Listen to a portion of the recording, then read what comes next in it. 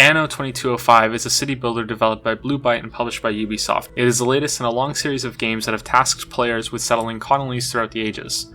All of them were named after the year they were set in, except for Anno 1404, which is named Dawn of Discovery in North America for some reason. Anno 2070 was the first game in the series that jumped into a futuristic setting. Anno 2205 continues that trend with another leap forward. Let's get a few details laid out before we get started. 1. This game just came out. For those of you watching in the future, it is November 2015. 2. The only other game in the series that I've played is 2070. And 3. This video does not assume that you played the games, but as always, you might get more out of it if you have. There was some minor controversy leading up to the release of Anno 2205. The game was advertised with beta access as a pre-order bonus. This beta was cancelled before anyone got a chance to play, which understandably led to some people wondering if the game was having issues during development. I believe this also led some fans of the game to scrutinize details that were released to generate hype leading up to the game's launch. Most posts on the game that I saw online included fears that the series was being oversimplified, or the dreaded C word, casualized, as is often said like the boogeyman of sequels.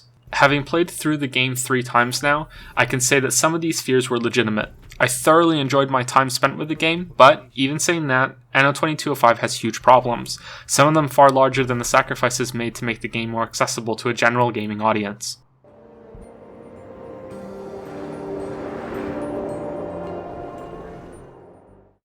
Anno probably stands for year or in the year. I say probably because I don't speak Latin and I'm going by what Google is telling me. The main bulk of the game has you managing a city, which puts the series comfortably in the same family as dozens of other management titles. Bullfrog used to make some of the best kinds of these games back in the 90s, games like Theme Hospital, Theme Park, and, although it might be technically stretching the definition, Dungeon Keeper. It could be argued that games like Anno should be put in their own subcategory of management games, plainly named city builders. It would sit alongside SimCity, Banished, Tropico, and City Skylines. The reason I'm listing all these off is to give you an idea of where the Anno games sit in relation to the others, specifically, where in the spectrum of game to simulation that it falls. To be clear, neither extreme is inherently bad, and it will all come down to what kind of experience that you're going for. City Skylines is more of a digital tool rather than a game. You choose your plot of land and away you go building. You have to manage your income in order not to hit a fail state, but after your first few attempts it's really easy to never lose. It provides you a massive amount of freedom in how you lay down zones and streets, and to me felt close to an interactive, computerized version of making a city out of miniatures on a tabletop. For some people, that's the holy grail. Compare that to Anno and Tropico, and you see games that give you objectives and even a narrative to get you moving along. Tropico especially tries to charm the pants off you with its island dictator theme. There's less going on in these games on the simulation side of things, and instead they offer more gamey mechanics. The main one in Anno, which the entire game is built around, are production chains. In Anno 2070, the Earth has been forever altered due to global warming. The ice caps have melted and risen sea levels have changed everything. Corporations have emerged that are establishing new island colonies, either in the name of science, profits, or charity.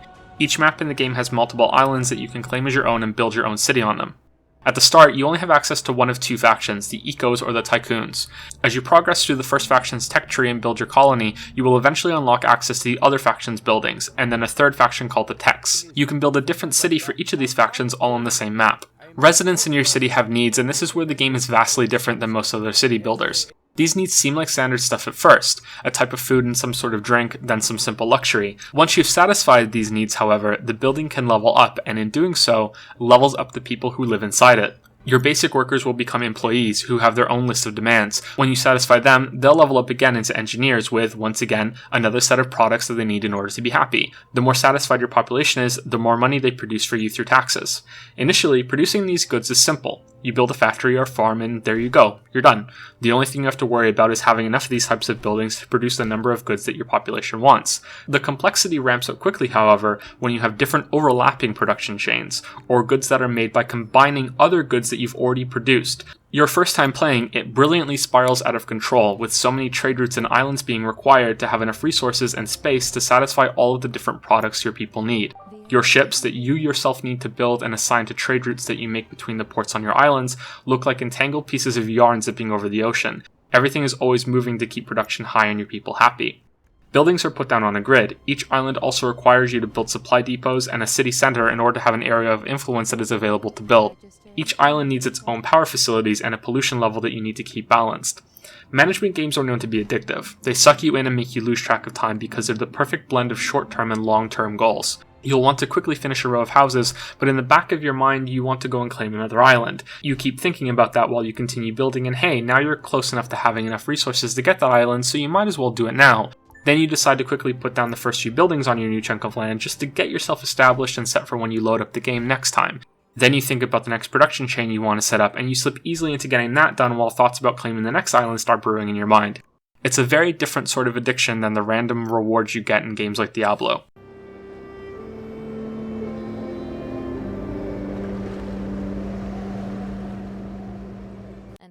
Anno 2205 continues the general story of its predecessor. It has island-based colonies and production chains, but almost everything else has been changed. The biggest draw the game has, and one that was used primarily in trailers, is your journey into space and eventually establishing a colony on the moon. Some of you might be thinking, that sounds really cool, but the moon is a long way from Earth. How does that happen on one map? How can you have ships moving between your different cities like that? How does that work?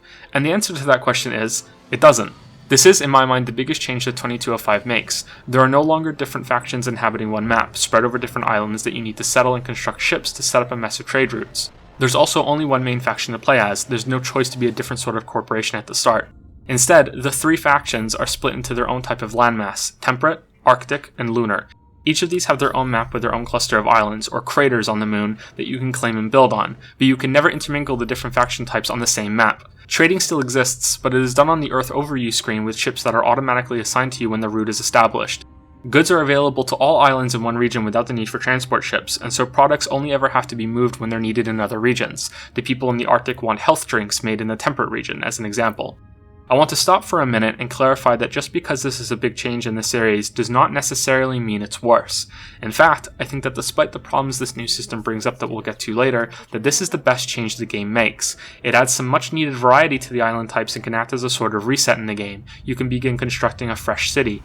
But even though I think that, others who have played the series might rightfully consider the multiple islands and factions on one map being an essential part of Anno and sorely miss it in the game.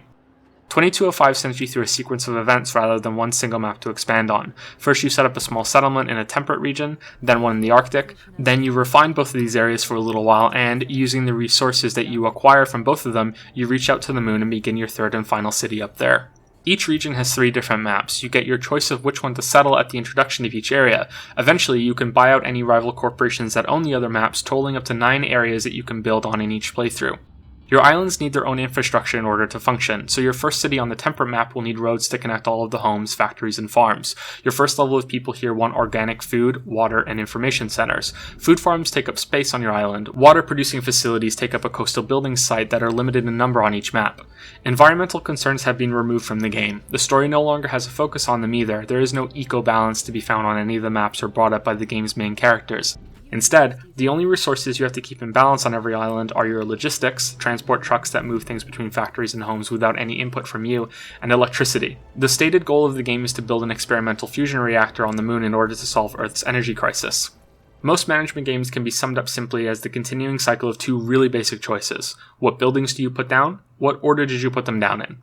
This may seem like an unfair summary. Any game sounds weird when it's boiled down to its elementary components like this. What makes Anno fun is how these simple decisions feed into each other and expand into complexities involving production chains and trade routes. The same can't be said for fulfilling your people's need for community, or even energy and logistics. These aren't so much decisions as, oh, that number is now in the negative, I need to slap down a building to make it positive. Since the game isn't built around an environmental disaster, I think that once you understand this about these maintenance-type buildings, that the removal of eco-balance facilities is an understandable change. Aside from numerous other small improvements to the game's UI, the other thing I liked about 2205 is that you don't need to put down buildings to gain an area of influence on your islands. This could become tedious in 2070, and although I'm sure some people enjoyed it, I vastly prefer the freedom that 2205 provides in building anywhere on your islands once you claim them. Having to make a network of roads and logistics centers feels like the better way.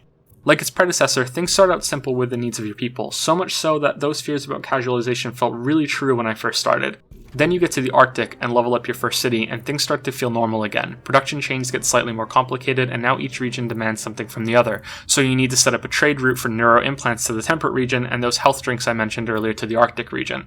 The story mentions the creation of climate stabilizers, which has resulted in the hilarious plot point of the Arctic being refrozen after it melted in Anno 2070. The Custodian's climate stabilization technology that keeps the temperatures below 0 here. The story in these games is basically just a thrown together excuse to get you playing, so this is is all fine, but it's still pretty funny. Building in the Arctic requires a different strategy than the temperate region, since the low temperatures have a detrimental effect on your people. Instead of separating homes and production facilities, you need to intermingle them so that the heat radiating from your factories can keep your houses warm. It's like positive pollution. I actually really like this mechanic, even though it does sound like a return to the area of influence from 2070.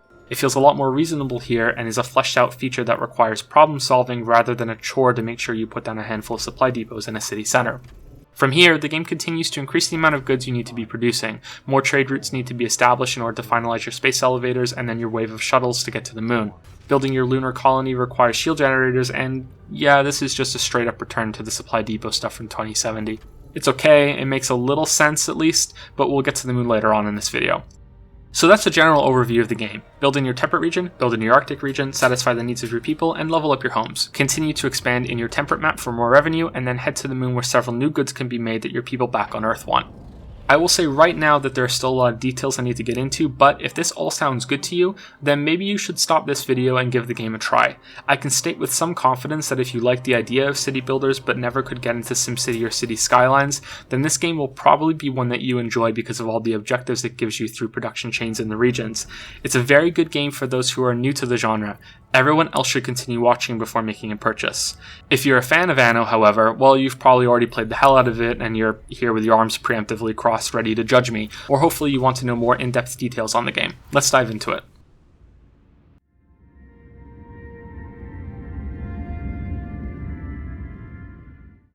The main menu screen from 2205 and 2070 showcases the priorities of each game more than I ever could.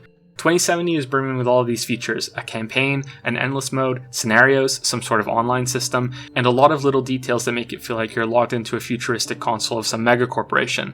I didn't play 2070 much until its expansion was already released, so it's possible that a lot of these features weren't added until then, but my opinion is that sequels should always build on the features of previous titles rather than strip them away and then add them again later with DLC. The Civilization games are notorious for this, and it's the reason why I will never, ever buy one of those titles at launch ever again, and instead wait for the Game of the Year bundle or whatever they want to call it.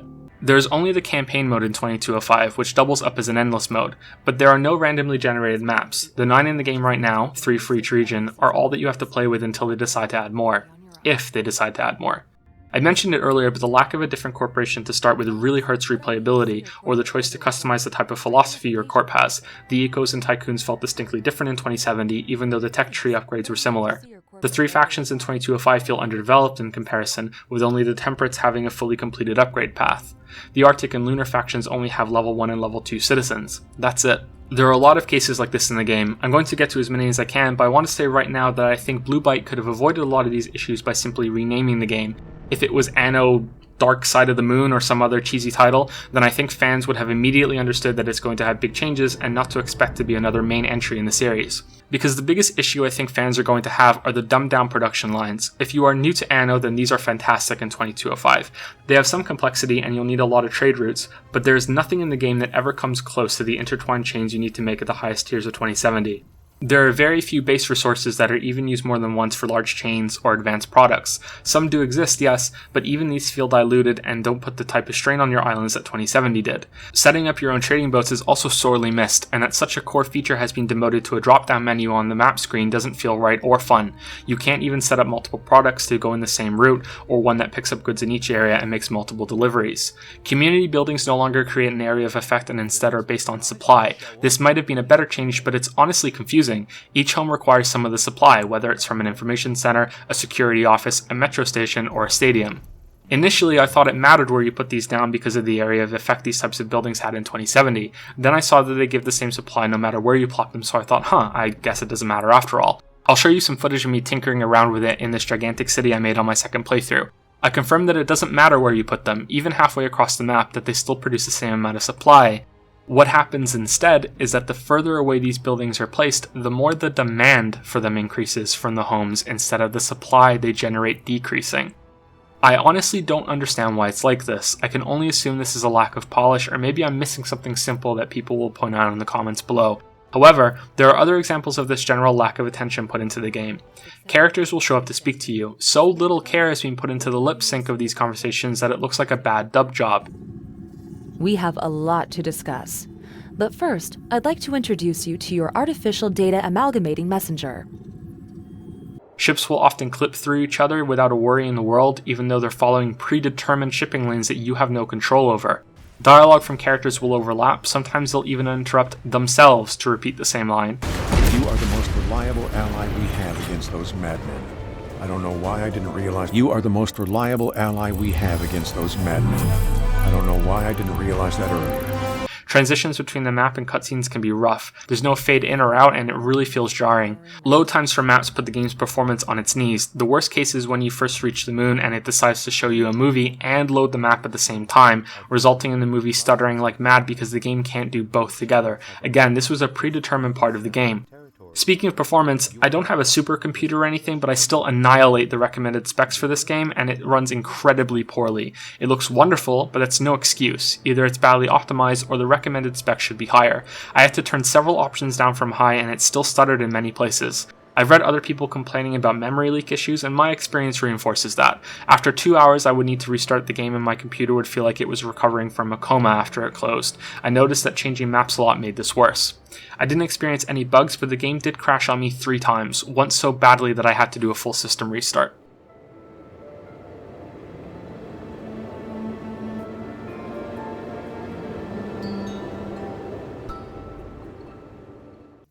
It may seem strange to lump these two together, but they're deeply connected in Anno 2205.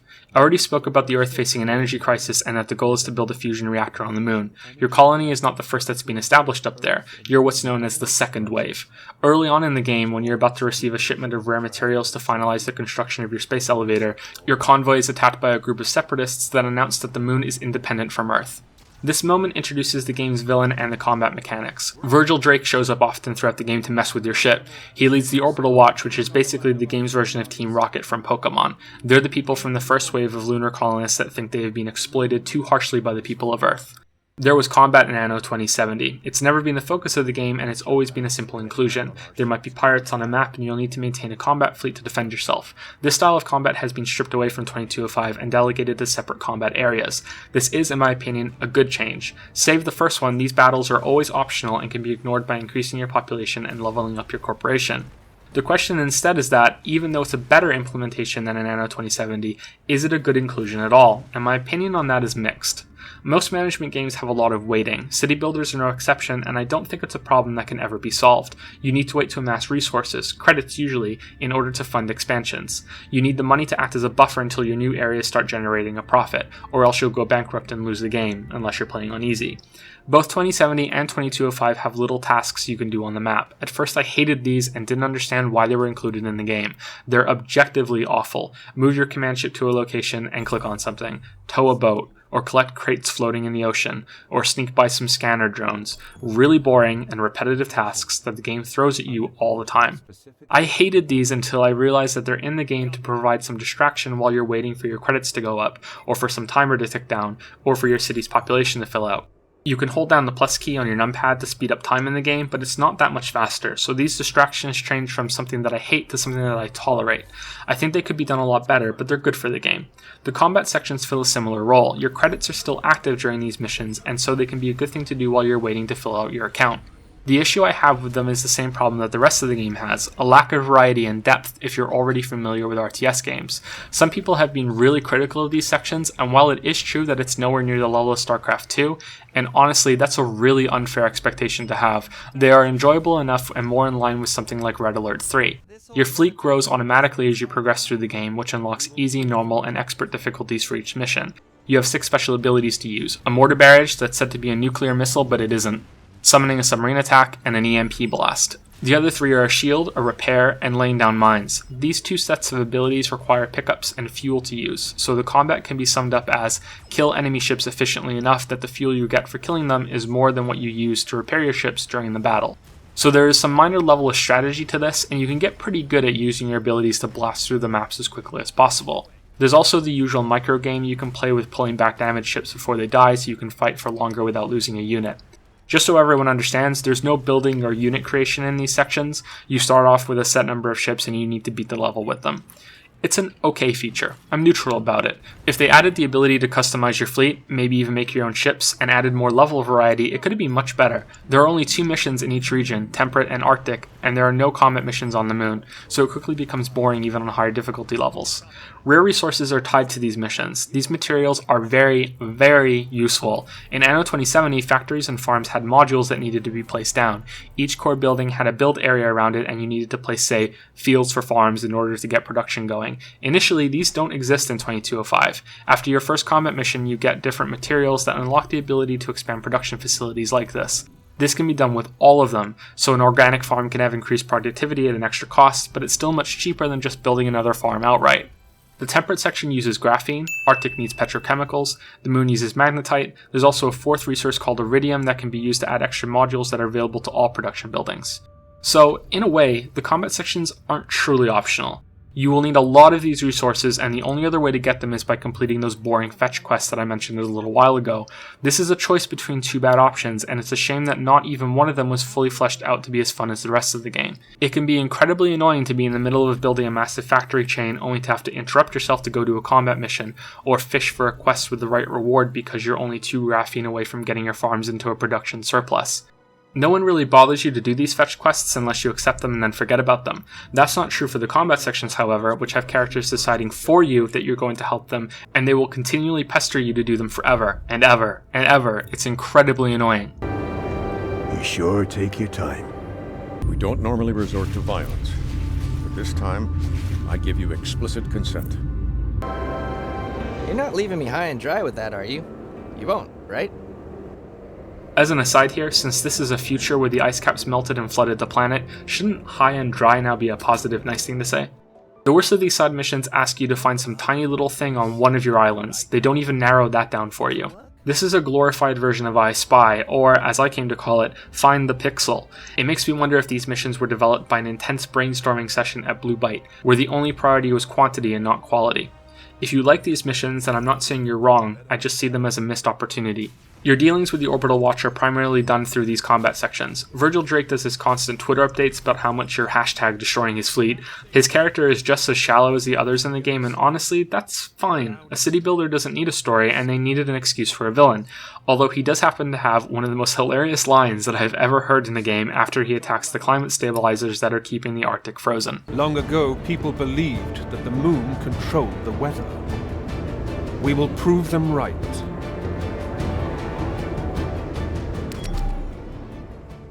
There are many things that I could still talk about. There are balance issues. It's very difficult to get a map into a positive income in the Arctic and on the moon, and even when you do, it's hardly worth it.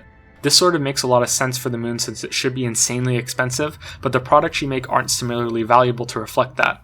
The best example I can give are the community buildings for the level 1 homes in these areas. Their upkeep is higher than the extra revenue they generate from the happiness of your citizens, and so building them is always going to be a net loss. You make money in the temperate cities instead. You still place buildings on a grid, but it's no longer visible. I understand that it doesn't look as nice, but it should still be an option. Why isn't the day-night cycle on by default? This is a beautiful feature that I didn't find until I had played for 10 hours. You can't build your own bridges anymore, nor tunnels through mountains like in other city games. There are cracks on the moon that a little bridge could cross, but there's no option to do so. I really like how later on in the game that you start to run out of space in special building sites, both coastal and mountains. These are used in each region to generate electricity, but you also need them to get raw resources to make your people happy. You actually feel the energy crisis that everyone is talking about because it's next to impossible to balance it all. So when you finally complete your fusion reactor and start beaming down energy from the moon and free up all those sites in space, you get to feel the success in gameplay as well as the story. Loading each map doesn't take a very long time, but anything more than 5 seconds is going to hurt gameplay immensely. There are times that all you need to do is make some tiny tweak to a factory or build one extension to balance consumption and production, and now you have to sit through 2 load times in order to fix it and then get back to what you were doing. Ultimately, I like the different areas, but since the game is already poorly optimized as it is, I suspect that this could have been done better. This is starting to sound like a long list of pros and cons, but really, it all comes down to the biggest issue that the game has, the one that overshadows everything else and is likely the root cause of many gripes that people have with the game. Anno 2205 isn't finished. I don't think the game is feature complete as it is today. Under no metric has Blue Byte finished making this game. Once you reach the moon, you make your reactor, and that's it. There's nothing else to do there. A few factories link back to Earth, but they're on the same tech level as the reactor. This, to me, should be the halfway point of the game, and there should be plenty to do up there since it was the main draw for players. You get to do something so exciting as getting to the moon, and with an hour of arriving there, you're done. The story doesn't have a conclusion either. Before you transfer the energy back to Earth, functionally the game's ending, Virgil Drake taunts you and then vanishes forever with no showdown, no resolution. Did the orbital watch get scared off by the big energy middle finger you made between Earth and the Moon? There's no way to say because nothing else happens. With DLC being pushed for the game before it was even released, and with the undeveloped progression options for 2 of the 3 factions, it's not difficult to jump to conclusions. I mean, how would you feel if this video stopped before getting to... Did I get you? Seriously though, the game feels like a third of the content has been cut off in order to be sold to you later at a higher premium. I've read that there are going to be extra regions. This makes sense considering the lack of complexity in other areas and that there are no custom scenarios or challenges or AI opponents or multiplayer. The other factions will probably also be rounded out, and look, I'm not accusing Blue Byte of sitting on DLC that's already finished.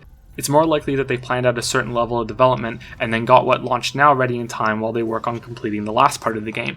It also explains the general lack of polish and optimization issues.